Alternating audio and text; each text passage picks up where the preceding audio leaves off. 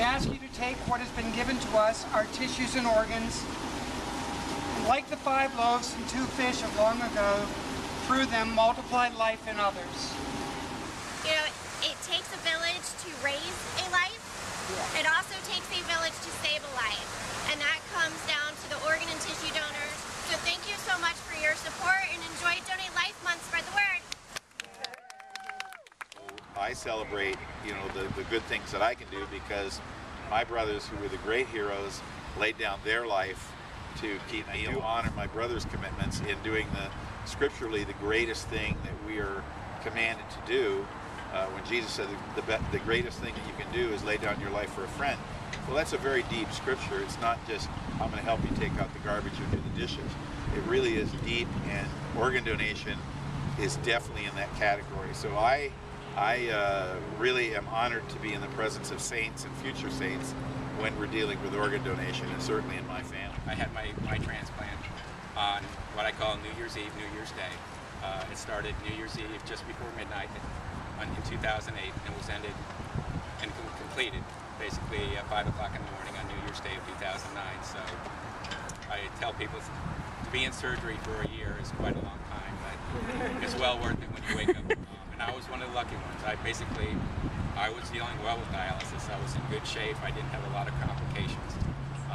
And I was willing to wait. I was planning on waiting 2 or 3 years before I received the transplant. But luckily for me, it came along very quickly, successful transplant, which I hope to correlate and honor my donor family who I've yet to meet. But I do want to go out and spread the word and show that you can have a very productive and happy life and active life after transplant. Phone rings. Hello? Yeah, how you doing? It's Bob Runner. I said, yeah, it is. How you feeling? Who is this? I said, yeah, that's when I found out it was TransLife calling 4 a.m. in the morning to tell me they had a kidney with my name on it. And then they said, okay, if everything's good, we'll call you back. Well, at 4 o'clock in the morning, you know what happens? Yeah. Yes. Thomas, it's phone. You know, it's phone. I got a dial tone. You know, yeah, it's working. You're waiting. 9:30, I call them back. Yeah, we're getting some details. 11 o'clock, I call them back. Yeah, we're getting some details. When is the details coming? Finally, they called me like about 2:33 in the afternoon. You can see what kind of condition I was in at that time. The whole family's calling me back.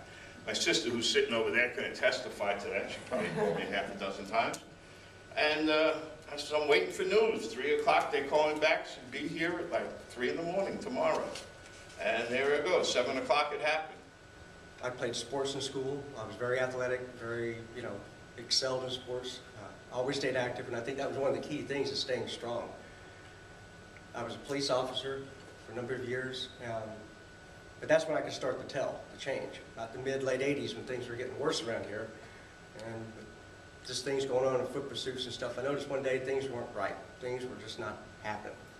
So instead of getting myself hurt worse or somebody else, I left law enforcement, started getting checked out with the doctors, and that's when they told me I need to consider having a double lung transplant.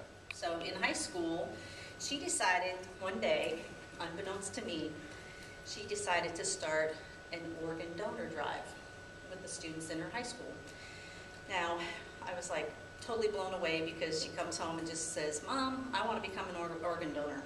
I'm like, wow, never even thought I'd hear that from one of my children, but she decided, with a group of her girls that she went to school with, that she actually grew up with, and decided to do an organ drive.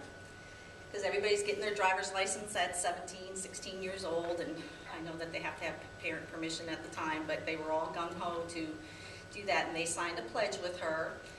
And so Terry's the one that decided to become an organ donor. I didn't make that decision for her.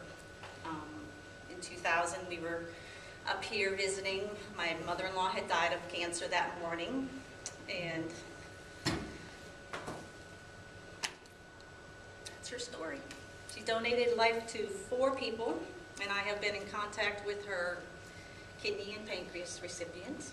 So, Bill, that was a beautiful video you did.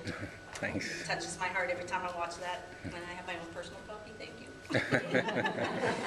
But she did touch the lives of 4 people. I never heard from her heart recipient. I did hear from her liver recipient, and I have met her kidney pancreas recipient. So very excited about that. She was a very giving person in in life as she was in death, and I'm very proud of her. She's my hero. Inside the gift you gave, money can't buy now each day. I feel brand new, got me back to living my life. It's a joy to have this time. I never thought my dream would come true. This feeling that I feel inside.